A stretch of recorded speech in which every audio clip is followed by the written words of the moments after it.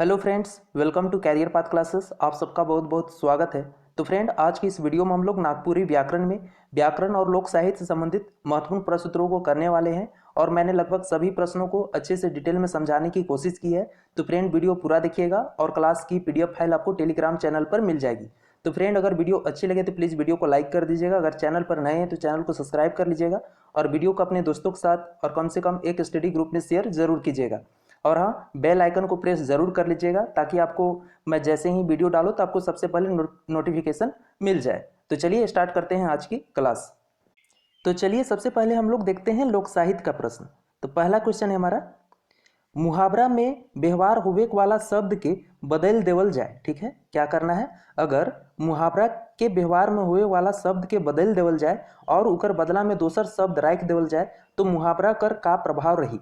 ठीक है, यहाँ पे क्वेश्चन पूछ रहा है कि अगर हम मुहावरा में व्यवहार होने वाले शब्द को क्या करते हैं, बदल देते हैं और उस शब्द के बदले में अगर हम दूसरा शब्द रख देते हैं तो मुहावरा का क्या प्रभाव रहेगा, ये यहाँ पे पूछ रहा है। ठीक है, तो ऑप्शन है मूलवान बन जाए, या उसका जो प्रभाव है नी रही, या फिर संदर्भ बदल जाएला, या फिर भाषा कर गरिमा नष्ट हो जाएला। तो यहाँ पे ऑप्शन हमारा डी सही होगा, भाषा कर गरिमा नष्ट हो जाएला। ठीक है, अगर हम क्या करते हैं, अगर मुहावरा में व्यवहार होने वाले शब्दों को अगर हम बदल देते हैं और उसके बदले में अगर दूसरा शब्द रख देते हैं तो क्या हो जाता है मुहावरा का, भाषा कर गरिमा नष्ट हो जाता है। ठीक है, चलिए नेक्स्ट क्वेश्चन देखते हैं।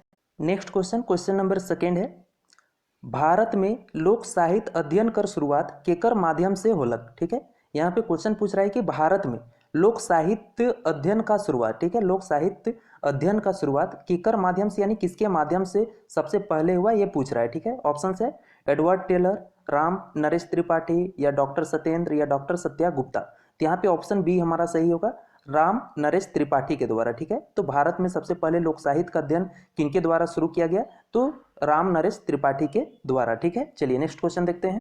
नेक्स्ट क्वेश्चन, क्वेश्चन नंबर 3 है, देवल मुहावरा कर माने बताओ। ठीक है, यहाँ पे क्वेश्चन पूछ रहा है कि दिए हुए मुहावरा का क्या बताना है, मतलब बताना है। और मुहावरा क्या है, ऊंच पीढ़ा देख।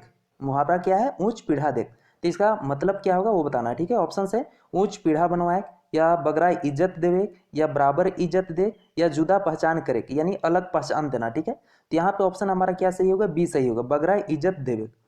ऊंच पीढ़ा देख का मतलब क्या होगा, इस मुहावरा का अर्थ क्या होगा, तो बगरा इज्जत देवे। क्लियर है क्या, ऊंच पीढ़ा देख, इस मुहावरे का अर्थ क्या होगा, बगरा इज्जत देवे। ठीक है, चलिए नेक्स्ट क्वेश्चन देखते हैं।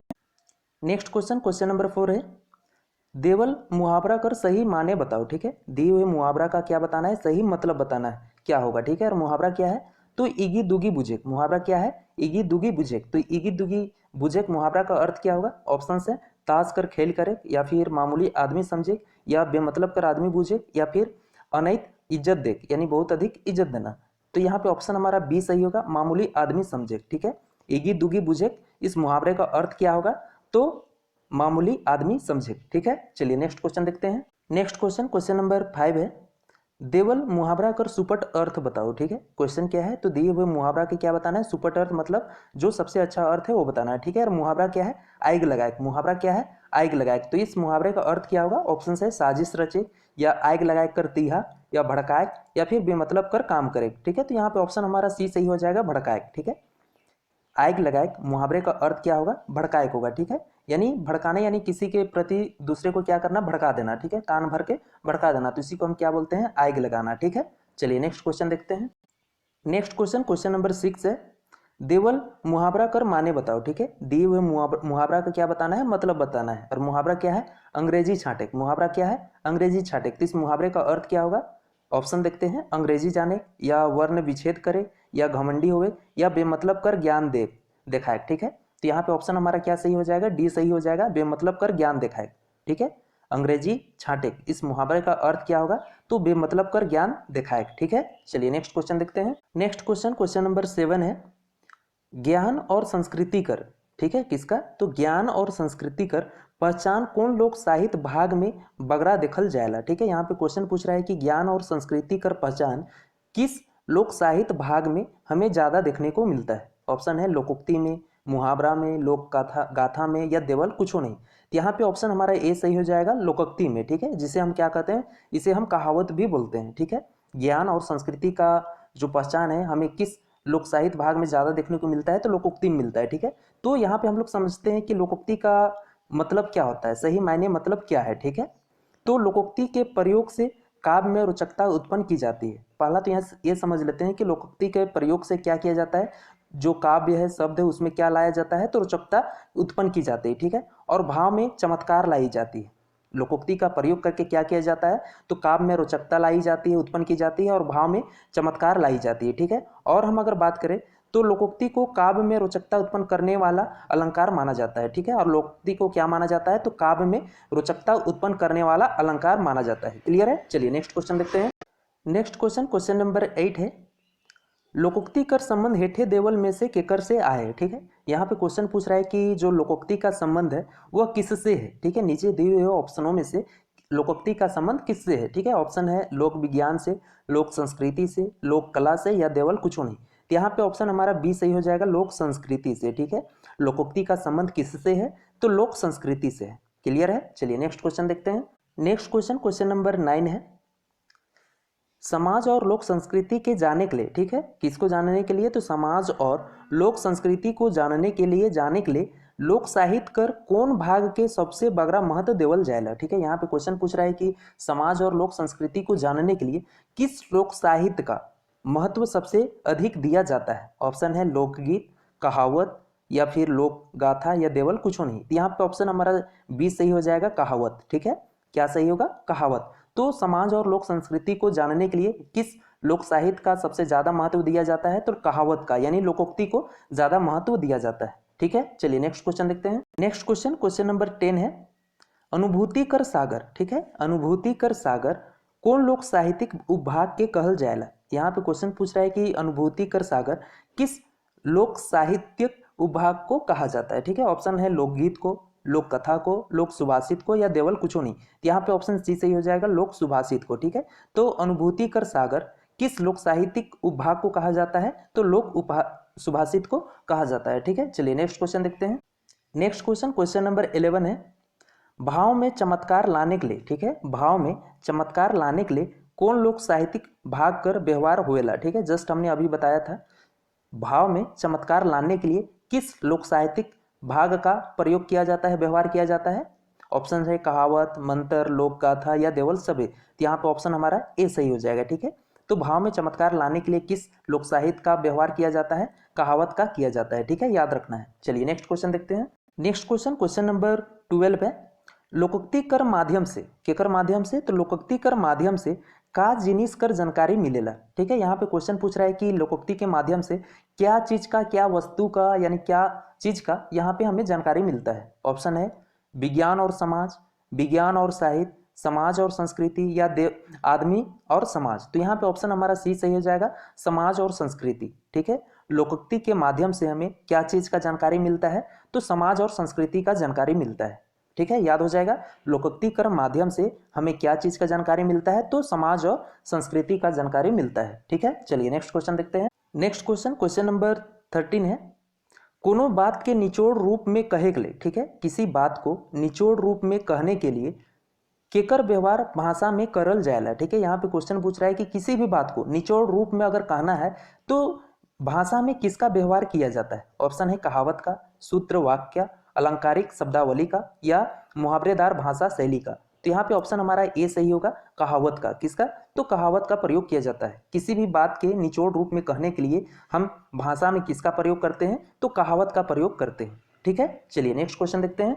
नेक्स्ट क्वेश्चन नंबर 14 है, लोकोक्ति कर विशेषता कौन रूप में हमरे के प्रभावित करेला। ठीक है, यहाँ पे क्वेश्चन पूछ रहा है कि लोकोक्ति का कौन सा विशेषता हमें प्रभावित करता है। ठीक है, सरल शैली, या अलंकार शैली, या जटिल शैली, या देवल सभे। तो यहाँ पे ऑप्शन बी सही होगा, अलंकार शैली। ठीक है, तो लोकोक्ति का कौन सा विशेषता हमें प्रभावित करता है, तो अलंकार शैली हमें प्रभावित करता है। ठीक है, चलिए नेक्स्ट क्वेश्चन देखते हैं। नेक्स्ट क्वेश्चन नंबर 15 है, रोचकता, सरलता और संक्षिप्तता कौन लोक साहित्य कर उपभाग कर गुण है के। ठीक है, यहाँ पे क्वेश्चन पूछ रहा है कि रोचकता, सरलता और संक्षिप्तता किस लोक साहित्य का उपभाग का गुण है। ठीक है, ऑप्शन है लोकगीत का, लोक गाथा का, कहावत का, या फिर लोक कथा का। तो यहाँ पे ऑप्शन सी सही होगा, कहावत का। ठीक है, तो रोचकता, सरलता और संक्षिप्तता किस लोक साहित्य का गुण है, तो कहावत का ये गुण है। ठीक है, क्या क्या गुण है? तो रोचकता है, सरलता है और संक्षिप्तता है। ठीक है, कहावत का क्या है? ये सब गुण है। ठीक है, चलिए नेक्स्ट देखते हैं। चलिए अब बात करते हैं हम लोग नेक्स्ट नागपुरी व्याकरण के क्वेश्चनों की। ठीक है, तो देखते हैं नेक्स्ट इसमें 16 क्वेश्चन क्या है।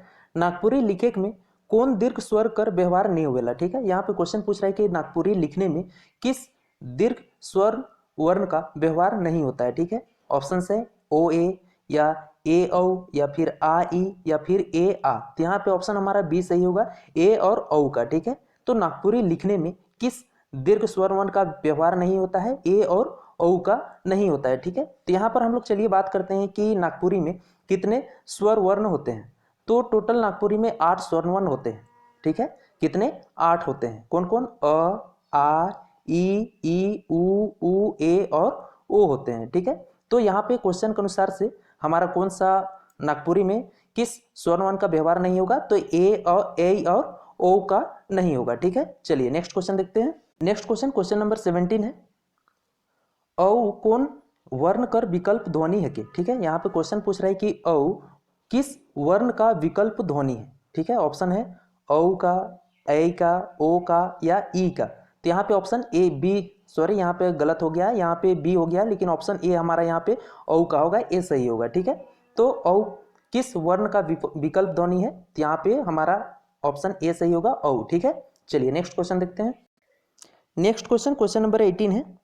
च वर्ण कौन व्यंजन वर्ण कर उदाहरण है? ठीक है, यहाँ पे क्वेश्चन पूछ रहा है कि च जो वर्ण है वह किस व्यंजन वर्ण का उदाहरण है। ठीक है, ऑप्शन है स्पर्श व्यंजन का, संयुक्त व्यंजन का या अंतस्थ व्यंजन क्या उष्ण व्यंजन का। तो यहाँ पे ऑप्शन हमारा ए सही होगा, स्पर्श व्यंजन का। ठीक है, च वर्ण किस व्यंजन वर्ण का उदाहरण है? तो स्पर्श व्यंजन का उदाहरण है। ठीक है, तो चलिए यहाँ पर हम लोग और डिटेल में समझ लेते हैं कि स्पर्श व्यंजन में कौन कौन से वर्ण आते हैं, संयुक्त व्यंजन में कौन कौन से वर्ण आते हैं, अंतस्थ व्यंजन में कौन कौन से वर्ण आते हैं और उष्ण व्यंजन में कौन कौन से वर्ण आते हैं। ठीक है, तो सबसे पहले यहाँ पर आप लोग देखिएगा, तो स्पर्श व्यंजन में किसमें? स्पर्श व्यंजन में क, ख, ग, घ, अंग आ रहा है। ठीक है, फिर च, छ, ज, झ, इया, ट, ठ, ड, ढ, न, त, थ, द, ध, न, यानी क वर्ग से लेकर त वर्ग, और ये यहाँ पे नीचे और है प वर्ग। ठीक है, प, फ, ब, भ, म। ठीक है, यहाँ तक। ठीक है, क वर्ग से लेकर प वर्ग तक इतने सारे वर्ण किस में आते हैं? तो स्पर्श व्यंजन में आते हैं। ठीक है, आगे हम बात करें तो अंतस्थ व्यंजन में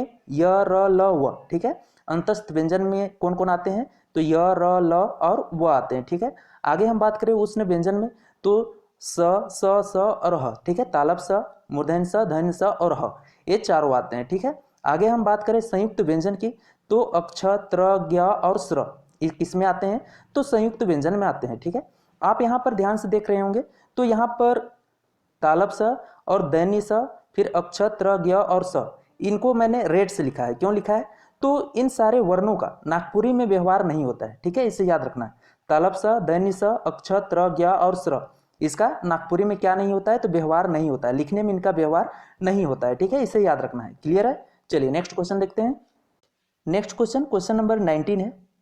स्पर्श व्यंजन का उदाहरण देवल में से कौन है के? ठीक है, यहाँ पे क्वेश्चन पूछ रहा है कि स्पर्श व्यंजन का उदाहरण कौन सा है, यानी ऑप्शंस दिए हुए हैं उसमें से बताना है कि स्पर्श व्यंजन का उदाहरण कौन सा है। ठीक है, अभी मैंने जस्ट बताया था य, अक्ष, ह या प, तो यहाँ पे ऑप्शन हमारा डी सही होगा, प। ठीक है, स्पर्श व्यंजन का उदाहरण कौन सा हो जाएगा? यहाँ पे प हो जाएगा। ठीक है, चलिए नेक्स्ट क्वेश्चन देखते हैं।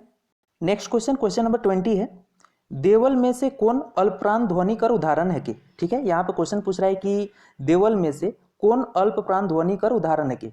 ऑप्शन है च, फिर छ, ख या फिर अंग। तो यहाँ पे ऑप्शन हमारा ए सही होगा, च। ठीक है, देवल में से कौन अल्पप्राण ध्वनि का उदाहरण है? तो च।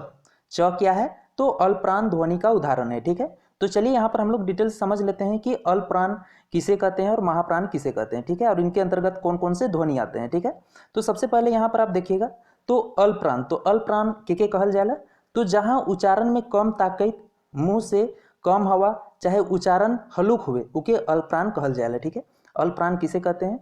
तो जहाँ उच्चारण में कम ताकत यानी कम शक्ति लगता है, बोलने में कम ताकत लगता है। ठीक है, और मुंह से कम हवा। ठीक है, और मुंह से क्या कम हवा निकलता हो, और उच्चारण में हलुक हुए यानी उच्चारण हल्का हो, यानी आसानी से जो हो जाए। ठीक है, उसे हम क्या कहेंगे? अल्पप्राण कहेंगे। ठीक है, जैसे क हो गया, ग हो गया, अंग, च, ज, ट, अड़, त, न, द, न, प, ब, म, य, र, ल, व, ये सारे के सारे क्या हैं? तो ये सारे के सारे वर्ण अल्प प्राण है, ठीक है। वहीं पर अगर हम बात करें महाप्राण की, तो महाप्राण के कहल जाएला जहां वर्ण में कटिक ताकत या मुंह से बगरा हवा कर दरकार पड़ेला उके महाप्राण कहल जाएला, ठीक है। महाप्राण किसे कहेंगे? तो जहां उच्चारण में थोड़ा ज्यादा ताकत का जरूरत पड़ता हो या फिर मुंह से ज्यादा हवा निकलता हो तो उसे हम क्या कहेंगे? महाप्राण कहेंगे। जैसे एग्जाम्पल क्या क्या है? जैसे ख है, घ है, छ है, ज है, ठ है, ड़ है, ध है, ठीक है, फिर ध है, फ है, भ है, ये सारे के सारे वर्ण क्या है?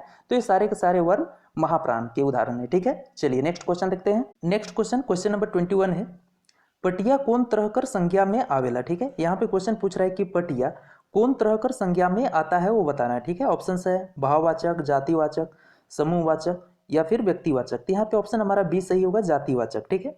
कैसे वो जानते हैं? तो सबसे पहले जानते हैं कि जातिवाचक संज्ञा के कहल जाएला, ठीक है। तो जे शब्द से कोनो एक जाति कर सभी यानी सब व्यक्ति, स्थान चाहे वस्तु कर बोध होवेला उके जातिवाचक संज्ञा कहल जाएला, ठीक है। जातिवाचक संज्ञा किसे कहते हैं? तो जिससे एक जाति के सभी व्यक्तियों या स्थान या वस्तु का बोध होता है उसे हम जातिवाचक संज्ञा कहते हैं, ठीक है। तो यहाँ पर हम यहाँ पे देख रहे हैं क्या दिया हुआ है? पटिया दिया हुआ है, ठीक है। तो पटिया किस संज्ञा के अंतर्गत आ रहा है? जातिवाचक संज्ञा के अंतर्गत, ठीक है। कैसे? तो हम जानते हैं कि पटिया पटिया क्या होता है? तो बिछाने यानी जमीन में बिछाने वाली होती है जो प्लास्टिक की या फिर आपके खजूर उजूर की बनी हुई होती है, ठीक है। तो हम पटिया सिर्फ बोल रहे हैं तो संसार में जितने सारे पटिया हैं उन सब सारे का बोध हो जा रहा है। जैसे में वो प्लास्टिक का भी हो सकता है, खिजूर का भी हो सकता है, ठीक है। तो सारे पटिया आ जा रहे हैं, सिर्फ पटिया बोल रहे हैं, ठीक है। तो इस प्रकार हम कह सकते हैं क्या? तो पटिया का यानी कौन तरह कर संज्ञा में आवेला? तो जातिवाचक संज्ञा के अंतर्गत आवेला, ठीक है। चलिए नेक्स्ट क्वेश्चन देखते हैं। नेक्स्ट क्वेश्चन नंबर 22 है, कांसा के कौन किस्म कर संज्ञा में रखल जाएला, ठीक है।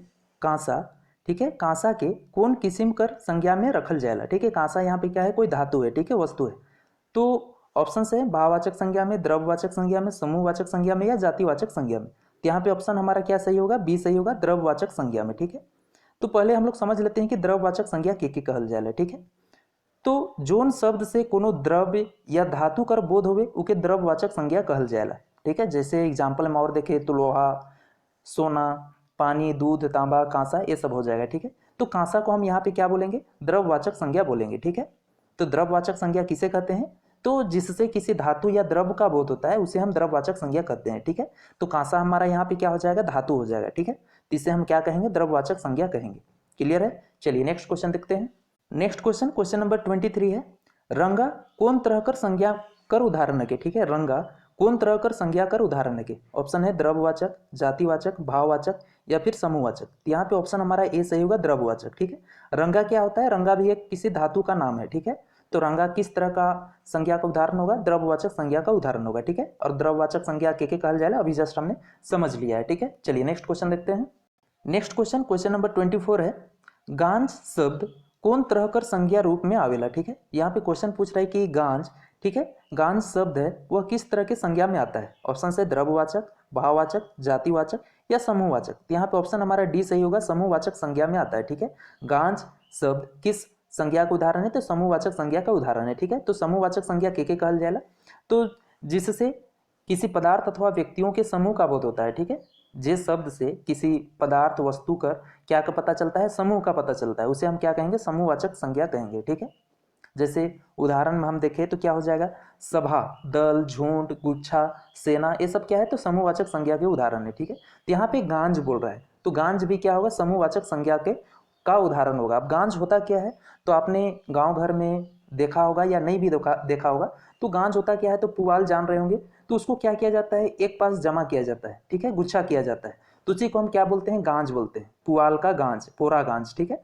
तो गांज क्या होता है समझ में आ गया। तो ये क्या हुआ? एक समूहवाचक संज्ञा का उदाहरण हो जाएगा, यानी सभी पोरों को क्या किया जा रहा है? पुआल को एक पास जमा किया जा रहा है, ठीक है। तो क्या हो गया? गुच्छा हो गया। तो गांज से किससे पता चल रहा है? गुच्छा का बोध हो रहा है, ठीक है। एक पास सभी चीज को यानी सभी पुआल को जमा किया जा रहा है, तो क्या हो जाएगा? ये समूहवाचक संज्ञा का उदाहरण हो जाएगा, ठीक है। चलिए नेक्स्ट क्वेश्चन देखते हैं।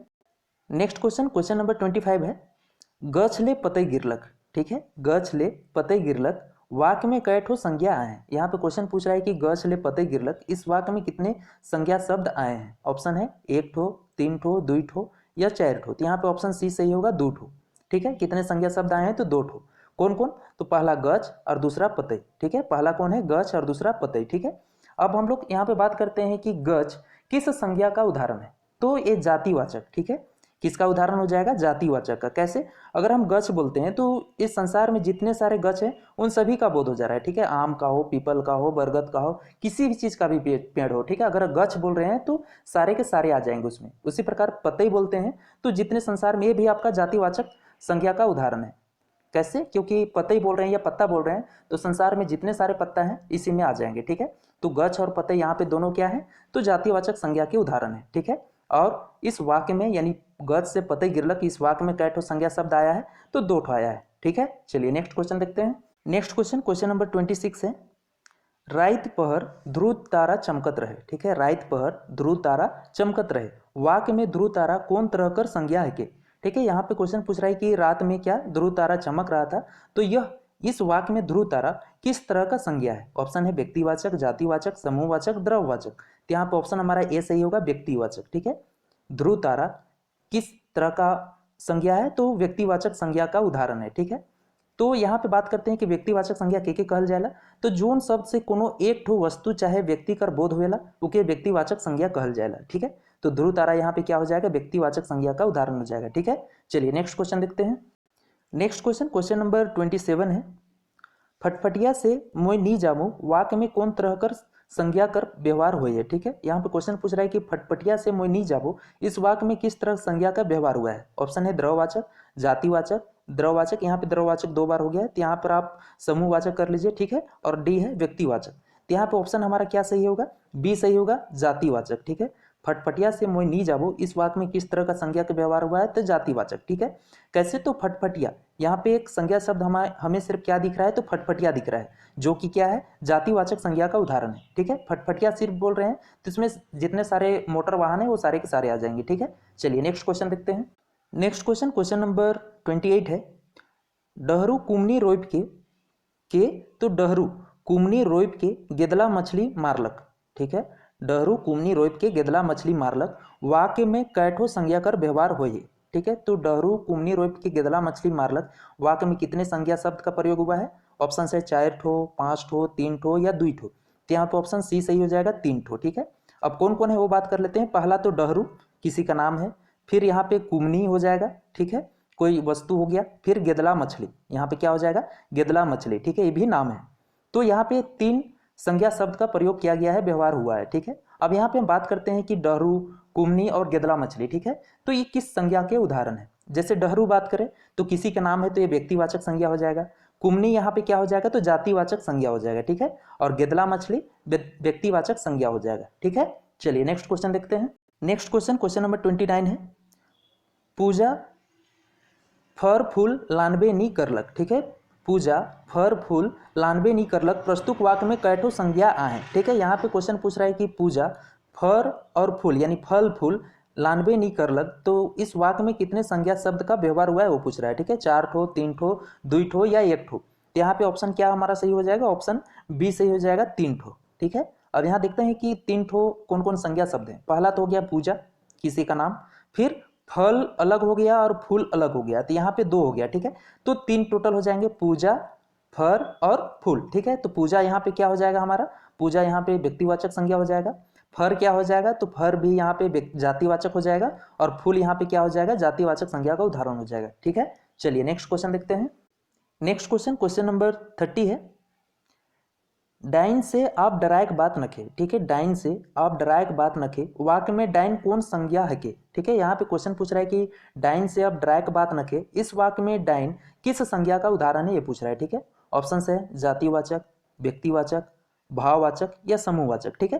तो यहाँ पर अगर हम ऑप्शनों पर ध्यान दें तो समूहवाचक तो होगा नहीं, ठीक है, भाववाचक तो होगा नहीं, व्यक्तिवाचक भी होगा नहीं। यहाँ पे ऑप्शन हमारा ए बचता है, जातिवाचक, ठीक है। डाइन, ठीक है, डाइन शब्द किस संज्ञा का उदाहरण है? तो जातिवाचक संज्ञा का उदाहरण है, ठीक है, याद रखना है इसे। तो फ्रेंड आज के लिए बस इतना ही।